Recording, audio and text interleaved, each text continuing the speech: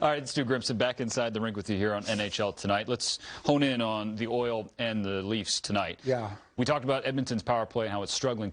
Toronto's is not, to put it simply. You know, Toronto's is not. And they're really, that brings up kind of two different dynamics in terms of the way an NHL club approaches a club like the Toronto Maple Leafs. You're kind of looking at a club, well, how do we match up against them 5-on-5? That's kind of a standalone topic or aspect to prepare for. But then there's the special teams dynamic, and you really need to be mindful of a club that brings a robust, effective power play into the mix. You've got to make sure, one, you're playing discipline, and you've got to make sure your PK is buttoned up tight, and the guys that play there and the coaches that run that aspect of your program really need to make sure you've got things buttoned down tight. Nelly, it's amazing to me. If you look at this, I mean, there are weapons there's just weapons galore on this Leafs power play.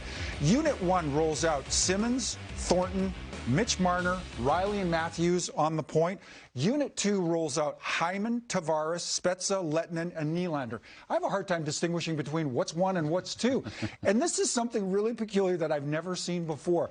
Not together, but the entire fourth line of the Toronto Maple Leafs plays on the power play in some aspect. I've never seen that at any point in my NHL career.